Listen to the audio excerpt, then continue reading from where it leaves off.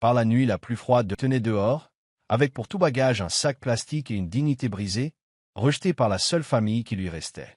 Mais alors que le monde célébrait Noël, le destin avait ses propres plans. À minuit, un inconnu en costume noir s'est présenté, non pas pour lui témoigner sa pitié, mais pour lui révéler un secret qui allait bouleverser sa vie. Ce qui avait commencé par un rejet s'était terminé par la puissance, la vérité et une rédemption que personne n'avait vu venir. C'était la veille de Noël, et le monde entier semblait rayonner de joie et de célébration. Mais dans un petit coin tranquille de la ville, Lima était seule dans la cuisine, s'efforçant de sourire de son mieux. Il ne lui restait que quelques pièces, juste assez pour acheter un peu de riz et du poisson séché. Elle cuisinait lentement, mettant toute son affection dans ce petit repas. Ses mains tremblaient, non pas à cause du froid, mais à cause de la tristesse qui l'envahissait. C'était son premier Noël sans son père, et il lui manquait terriblement. Pourtant, elle voulait rendre ce moment spécial à sa façon. Pendant que Lima pliait les serviettes et dressait la table pour sa belle-mère et son demi-frère, elle ne comprenait pas ce qui se passait derrière elle. Sa belle-mère se tenait dans le couloir, murmurant avec un sourire glacial, prévoyant déjà de mettre Lima dehors le soir même. La femme avait attendu ce moment. Lima, si calme et si gentille, n'était plus qu'une ombre dans sa propre maison depuis la mort de son père. Et maintenant, sans argent et sans personne pour se battre pour elle, elle n'était plus qu'un fardeau pour eux. Mais Lima n'en avait aucune idée. Elle fredonnait un doux air de Noël, espérant voir ne serait-ce qu'un petit sourire sur le visage de sa famille à l'heure du repas. Elle déposa soigneusement la nourriture sur la table, s'essuya les mains et cria « Le dîner est prêt ». Son cœur espérait de la chaleur, de l'amour, un petit signe qu'elle appartenait encore à son entourage. Mais ce qui allait suivre allait changer sa vie à jamais, et pas comme elle l'avait imaginé. La table était dressée, le petit repas prêt, et Lima se tenait à côté, un sourire doux et plein d'espoir. Elle regardait sa belle-mère et ses demi-frères et sœurs entrer, tous vêtus de leurs plus beaux vêtements, des verres de jus à la main, comme s'ils célébraient un événement important. Lima, avec son vieux pull et ses pantoufles usées, semblait déplacée, mais son cœur gardait espoir. Peut-être que ce soir, juste pour Noël, il la traiterait comme un membre de la famille, peut-être qu'il lui dirait quelque chose de gentil. Sa belle-mère leva son verre et sourit aux autres. « À la famille », dit-elle d'une voix forte. Ils levèrent tous leurs verres, faisant comme si tout était normal. Mais le sourire de la femme s'effaça et sa voix devint sèche. « Sauf une personne ici », ajouta-t-elle froidement. Regardant Lima droit dans les yeux, le silence se fit dans la pièce. Le sourire de Lima disparut lentement, tandis que la confusion emplissait son regard. « Tu n'as rien à faire ici », dit la belle-mère d'une voix plus forte. « Tu es un menteur, un fauteur de troubles, et tu as raconté des mensonges sur cette famille. » L'écho de Lima cessa. Elle regarda autour d'elle, espérant que quelqu'un la défendrait, mais ses demi-frères évitèrent son regard. Personne ne répondit. « Mon mari est parti, et je ne continuerai pas à nourrir un serpent sous mon toit, » poursuivit la femme. « Vous avez répandu des histoires honteuses pour nous faire passer pour des immondes. Eh bien, ce soir, c'est fini. » Lima ouvrit la bouche, mais aucun mot ne sortit. Elle n'avait pas menti. Elle ne disait jamais de mal de personne. Elle essayait toujours d'aider, d'être gentille, de s'intégrer. Mais cette femme s'en fichait. Elle a pointé la porte. « Pars. Maintenant. » Lima sentit ses jambes faiblir. L'assiette qu'elle tenait lui glissa des mains et se brisa. La chaleur qu'elle tentait de créer pour Noël s'était transformée en cauchemar. Elle avait été trahie, non pas par des inconnus, mais par les seules personnes qui lui restaient. Lima resta figée, fixant sa belle-mère avec incrédulité. On aurait dit un mauvais rêve, mais c'était bien réel. La femme qu'elle appelait maman depuis des années la tirait maintenant vers la porte d'entrée. Lima essaya de parler, de supplier, mais sa voix était faible et tremblante. « S'il vous plaît, où vais-je aller » murmura-t-elle, mais sa belle-mère s'en fichait. Elle prit le petit sac en plastique de Lima, rempli de quelques vêtements et d'une Bible, et le lui fourra dans les mains. « Va où tu veux. Mais pas ici, » cria-t-elle. Il faisait sombre dehors. Le vent froid frappa le visage de Lima dès que la porte claqua derrière elle. Elle resta là, silencieuse, grelottant dans son manteau fin, serrant son sac contre elle. Toutes les maisons de la rue étaient illuminées et illuminées par la musique de Noël. Les gens riaient, mangeaient, faisaient la fête.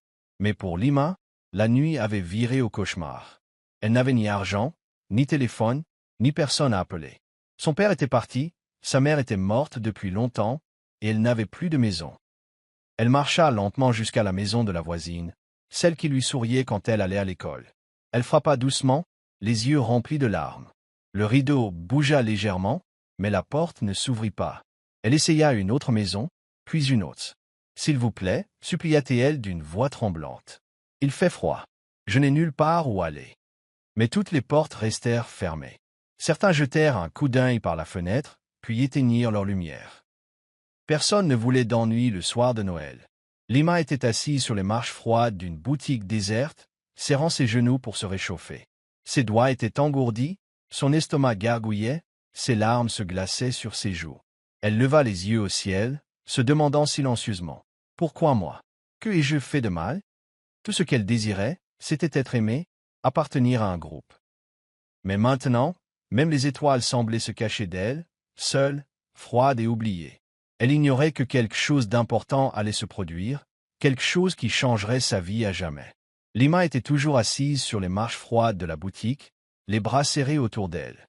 La nuit était calme maintenant. La plupart des gens étaient chez eux, au chaud, savourant un bon repas, riant et écoutant de la musique. Mais elle n'avait rien, juste un petit sac et un manteau qui ne la protégeaient guère du froid glacial. Ses orteils étaient engourdis et ses lèvres tremblaient. Tout son corps la faisait souffrir, mais ce qui lui faisait le plus mal, c'était son cœur. Elle se sentait oubliée, abandonnée du monde, le soir même où l'on célébrait l'amour et la famille. Il était presque minuit lorsqu'elle entendit quelque chose d'étrange, le léger bruit d'une voiture qui approchait lentement. Elle leva les yeux et aperçut des phares allumés au loin. Une voiture noire et élégante roula silencieusement vers elle et s'arrêta juste devant elle. Lima se leva lentement, confuse et effrayée. Qui pouvait bien être cette personne à cette heure-là? La vitre arrière de la voiture s'abaissa et un homme en costume noir se pencha. « Lima, » dit-il calmement, comme s'il la connaissait depuis toujours. Ses yeux s'écarquillèrent. « Comment connais-tu mon nom ?» demanda-t-elle en reculant légèrement. L'homme ne répondit pas tout de suite. Au lieu de cela, il fouilla dans son manteau et en sortit une enveloppe. Il la lui tendit d'un air sérieux. « C'est pour toi, » dit-il. Lima la fixa, les mains tremblantes. Lentement, elle prit l'enveloppe. Elle était épaisse et portait son nom écrit d'une écriture soignée sur le devant. « Qui a envoyé ça ?» demanda-t-elle d'une voix à peine murmurée. L'homme la regarda avec bienveillance. « Votre père, » dit-il. Avant de mourir, il s'était assuré que cela te trouverait. Il savait que ce jour viendrait. Les larmes montèrent aussitôt aux yeux de Lima. Son père. Elle serrait l'enveloppe contre sa poitrine, ne sachant que ressentir. Choc, peur, espoir. L'homme hocha doucement la tête, comme pour dire « Ouvre-la quand tu seras prêt ». Puis la vitre se remonta et la voiture noire démarra lentement, disparaissant dans la nuit. Lima resta là, silencieuse, l'enveloppe toujours à la main, le cœur battant. Pour la première fois ce soir-là, quelque chose semblait différent. Quelque chose semblait possible. Lima se tenait sous le faible éclairage public, les mains tremblantes, tandis qu'elle ouvrait lentement l'enveloppe. Le froid l'empêchait de bouger les doigts, mais son cœur battait si fort qu'elle sentait à peine le froid. À l'intérieur, il y avait une lettre soigneusement pliée et quelques documents officiels. Elle sortit la lettre en premier. C'était écrit de la main de son père, la même dont elle se souvenait grâce aux mots qu'il laissait dans sa boîte à lunch quand elle était petite. Ses yeux se remplirent de larmes avant même qu'elle ne commence à lire. Elle n'avait pas vu son écriture depuis sa mort. Elle serra la lettre contre elle, prit une grande inspiration et commença à lire. « Ma chère Lima, » commençait-elle, « si tu lis ceci, c'est que quelque chose ne va pas et que je ne suis plus avec toi. Je veux que tu saches que je t'ai toujours aimé de tout mon cœur. Tu es ma plus grande joie, mon étoile brillante. Je suis désolé de ne pas avoir pu te protéger de la douleur qui pourrait survenir. » Les lèvres de Lima tremblaient. Elle continuait sa lecture, son cœur se brisant et se remettant en même temps. La lettre expliquait ensuite des choses qu'elle ignorait. Son père avait soigneusement planifié son avenir. Il avait rédigé un testament, fait d'elle l'héritière légale de ses biens, de ses économies et d'un grand terrain qu'il gardait secrètement à son nom. Mais après sa mort, sa belle-mère avait tout caché. Elle avait menti, volé les documents et fait croire à Lima qu'elle n'avait rien. Mais son père avait aussi été malin.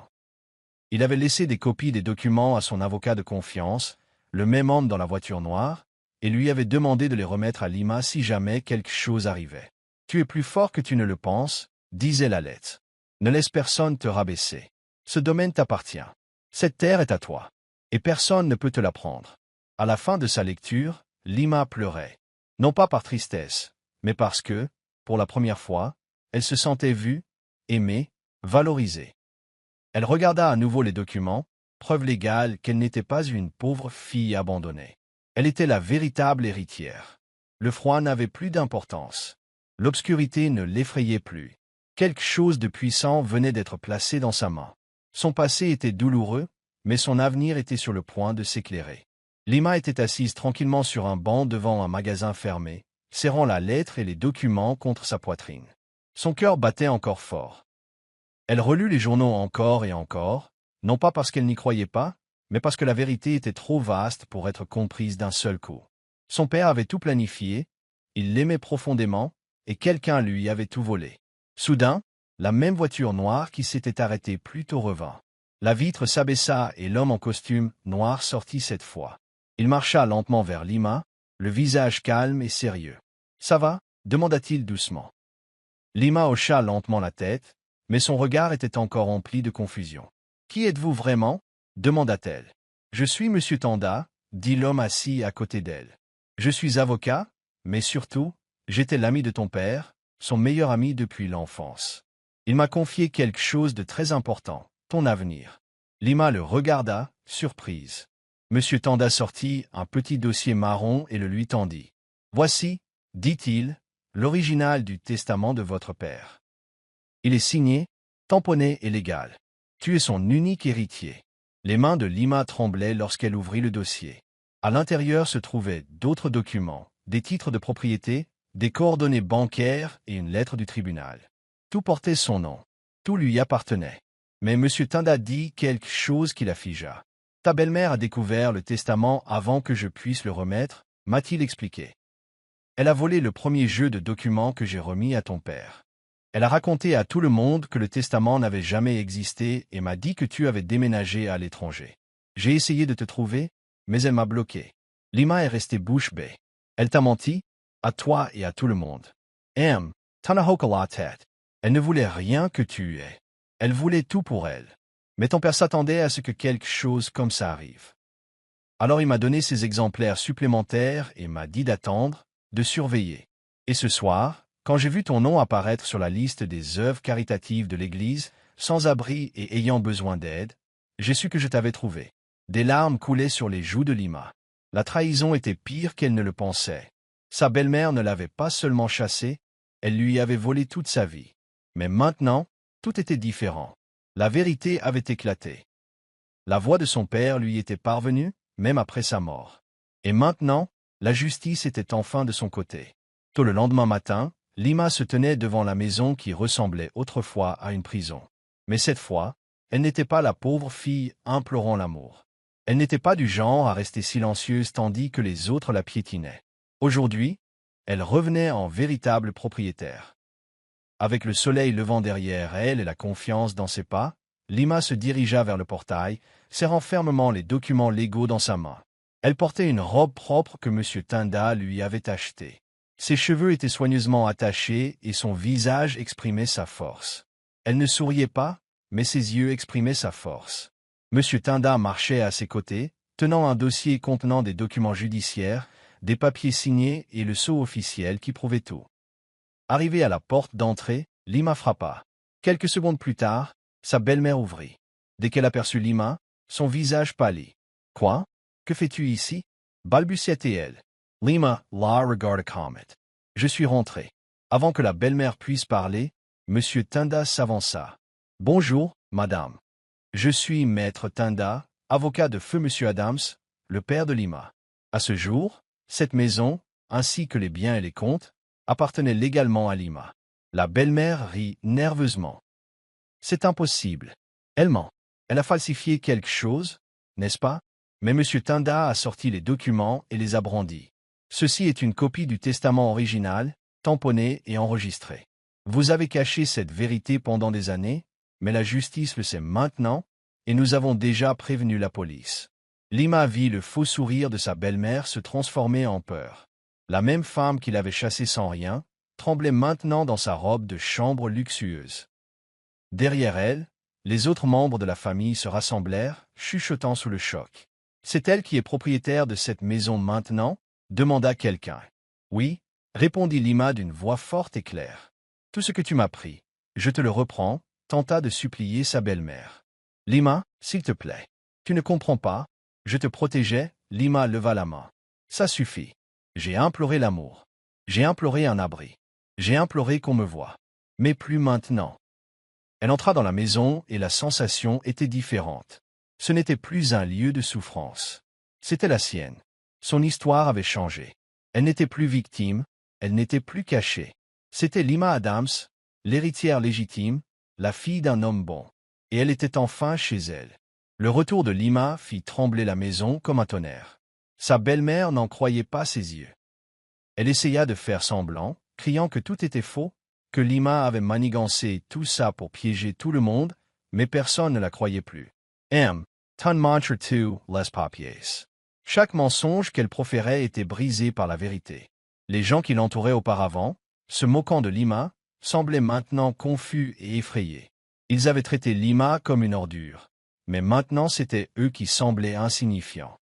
Lima se tenait au milieu du salon, calme et silencieuse. La voix de sa belle-mère s'éleva, la traitant de menteuse, de sorcière et de voleuse. Mais Lima n'eut pas besoin de crier. La vérité était plus forte que n'importe quelle insulte. Monsieur Tinde ouvrit calmement la dernière enveloppe. Des photos, des lettres signées, et même un relevé bancaire montrant comment la belle-mère avait dissimulé l'héritage de Lima et l'avait utilisé à son profit. Les invités furent stupéfaits. Un à un, ils se tournèrent vers la belle-mère de Lima, le regard interrogateur. « Tu nous as dit qu'elle mentait à propos de son père. Tu as dit qu'elle n'avait rien. Tu as dépensé tout cet argent comme s'il était à toi. » Sa belle-mère s'est mise à pleurer, mais les larmes ne pouvaient plus cacher la vérité. Ceux qui traitaient autrefois Lima de mendiante se détournèrent alors de la femme qu'ils admiraient autrefois. Certains invités s'approchèrent lentement de Lima, la tête basse. Leur voix tremblait. « Lima, je suis vraiment désolé. Je ne savais pas. Pardonnez-moi. » Lima les regarda, le cœur apaisé. Elle n'était pas amère, mais elle n'allait pas oublier non plus. Elle hocha simplement la tête et dit « Ce n'est plus moi qui compte. C'est la vérité. Et la vérité, c'est que tu m'as vu souffrir et tu n'as rien dit. » Ceux-là même qui se moquaient d'elle regrettaient maintenant d'avoir été gentils. Sa belle-mère était restée seule, pleurant dans un coin, tandis que la maison, autrefois pleine de puissance et de fierté, ressemblait désormais à une coquille vide et froide. Lima ne souriait pas, mais son courage était grand. L'histoire avait basculé. La fille qu'ils avaient jetée dehors était revenue avec une vérité brûlante, et plus personne ne pouvait l'arrêter. Le lendemain, Lima fit quelque chose d'inattendu. Au lieu de crier ou de chasser les gens, elle commença à organiser un festin de Noël. Oui, la même fille qu'ils avaient mise à la porte 2 soirs plus tôt invitait maintenant des gens à dîner. Mais cette fois, ce n'était pas pour tout le monde. C'était réservé à ceux qui l'ont soutenue, même quand elle n'avait rien. La gentille femme qui lui avait un jour offert du thé chaud un jour de pluie. Le vieil homme d'en face qui lui glissait parfois de la nourriture en cachette. Le petit garçon qui a pleuré en la voyant pleurer. Voici les personnes invitées. Lima a travaillé avec Monsieur Tanda et quelques voisins bienveillants pour décorer la maison. Les arbres brillaient plus fort que jamais. La cuisine sentait l'amour. Poulet rôti, riz jollof, bananes plantain frites et pain moelleux et sucré. Lima portait une robe rouge simple mais magnifique. Elle ne voulait pas se mettre en avant, juste célébrer ce nouveau départ avec des personnes qui se souciaient vraiment d'elle. Quand ses invités sont arrivés, ils ont été stupéfaits. La maison était chaleureuse, lumineuse et pleine de joie. Beaucoup n'ont pu retenir leurs larmes. Ils ont serré Lima dans leurs bras et lui ont dit combien ils étaient fiers. Elle sourit et dit « Je ne voulais pas utiliser ma douleur pour punir les autres. Je voulais la transformer en quelque chose de meilleur. Ce Noël, je veux juste être entourée. Noncé à un trésor, quelque chose d'inestimable. » Et maintenant, le monde entier pouvait voir l'étoile brillante qu'il avait autrefois rejetée. Mais pour lui, c'était trop tard. Il ne pouvait que rester assis là et regarder briller sans lui la fille qu'il n'avait jamais connue. Après avoir vu Niara à la télévision, Le cœur des filles était sans repos. La culpabilité l'envahissait jour et nuit. Il ne cessait de repenser au choix qu'il avait fait des années auparavant. Au moment où il avait repoussé Zuba et leur enfant à naître, maintenant qu'il savait qui était devenu Niara, il voulait arranger les choses. Il voulait faire partie de sa vie. Pour s'excuser. Pour être pardonné, d'une manière ou d'une autre. Alors il a commencé à essayer de tendre la main. Il a d'abord écrit des lettres. De longues lettres pleines de larmes, où il exprimait ses regrets. Il exprimait combien il était désolé pour tout. Il était tellement fier de la femme qu'était devenue Niara. Il envoyait ses lettres à toutes les adresses trouvées en ligne. Il lui envoyait même des messages directs sur les réseaux sociaux, la suppliant de lui donner une chance de s'expliquer. Il promit qu'il avait changé. Il promit de ne plus jamais lui faire de mal. Devant l'absence de réponse, il alla encore plus loin. Il apprit qu'une conférence de presse à laquelle Niara participait était prévue. Il s'y rendit, debout au fond de la foule. Il la vit sourire et rayonner sous les projecteurs. Il donnait des interviews, signait des autographes. Son cœur se brisa à nouveau en voyant sa beauté, sa force et sa vitalité. Il essaya de se rapprocher, tenant une de ses lettres à la main, espérant qu'elle le verrait, espérant qu'elle l'écouterait. Mais Zuba était là aussi. Elle le remarqua immédiatement. Sans un mot, sans la moindre émotion, elle fit signe à la sécurité. Ils s'assurèrent qu'ils ne s'approchaient même pas. C'était comme si un mur froid s'était dressé entre eux, plus résistant que l'acier. Zuba avait protégé Niara toute sa vie, et elle n'allait pas laisser l'homme qui les avait abandonnés les faire souffrir davantage. Plus tard, lorsqu'on montra à Niara une de ses lettres, elle prit un moment pour la lire attentivement. Elle tenait le papier dans ses mains. Les mots chargés de larmes et de regrets la fixaient. L'espace d'une seconde, une petite partie de son cœur lui fit peut-être mal. Mais ensuite, elle se souvint. Je me souviens d'avoir grandi sans père.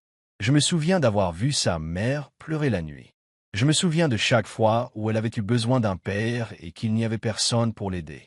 D'une main ferme, Niara déchira la lettre en deux. Sa voix était calme, mais forte lorsqu'elle dit « Il est parti avant même que je sache un nom. Avant même que je puisse dire papa. Il ne mérite pas de savoir qui je suis devenu. Mon histoire est la mienne et celle de ma mère. Il a renoncé à y participer il y a longtemps. Et, d'un seul coup, le dernier espoir d'Ifeu s'est effondré. Malgré tous ses efforts pour réparer le passé, il était trop tard. Certaines erreurs coûtent trop cher pour être réparées. Il s'était éloigné un jour, au moment le plus important. Et maintenant, il ne pouvait plus que regarder de loin. Sachant qu'il ne ferait jamais vraiment partie de la belle vie qu'il avait gâchée. Tandis que le monde acclamait Niara, que les flashs des appareils photos et les fans criaient son nom, Zuba restait discrètement en retrait. Elle n'a jamais recherché la célébrité. Elle n'a jamais recherché les projecteurs. Elle ne courait pas après les interviews. Elle ne se montrait pas sur les tapis rouges en robe de soirée. Tout ce qu'elle désirait, c'était voir sa fille heureuse. Voir Niara vivre la vie pour laquelle elle s'était embattue. Zuba était la femme de l'ombre. Celle qui priait en silence. Celle qui cumulait 2 emplois. Qui pleurait en privé et souriait en public. Juste pour entretenir les rêves de Niara. Mais Niara n'a jamais laissé le monde l'oublier.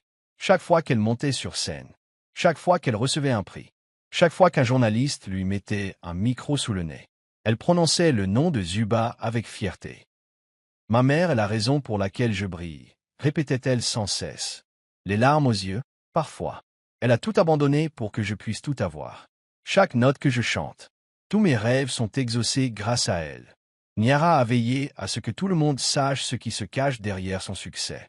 Il y avait une femme qui n'abandonnait jamais, même quand le monde lui tournait le dos. Derrière chaque belle robe que portait Niara. C'était une mère qui, un jour, rafistolait de vieux vêtements justes pour se tenir chaud. Derrière chaque trophée scintillant. C'était une mère qui, un jour, travaillait de nuit juste pour s'acheter une paire de chaussures qui chantait. Derrière chaque chanson puissante que Niara chantait se cachait une berceuse maternelle. Chuchotée les soirs où il n'y avait pas d'argent, pas de nourriture, juste de l'amour. Les journalistes ont demandé à Zuba à plusieurs reprises de se manifester, de se tenir aux côtés de sa fille, pour partager la gloire. Mais elle secouait toujours doucement la tête et souriait. C'était son heure. Elle a dit « J'ai eu mon heure quand j'ai choisi d'être sa mère. Cela me suffit. » Sur chaque photo, en regardant attentivement, on pouvait souvent apercevoir Zuba. debout à quelques pas derrière, les yeux remplis de fierté, le cœur rempli d'amour. Elle n'avait pas besoin d'applaudissements. Elle n'avait pas besoin de caméras. Elle n'avait pas besoin que le monde connaisse ses sacrifices. Sa récompense fut de voir Niara s'envoler.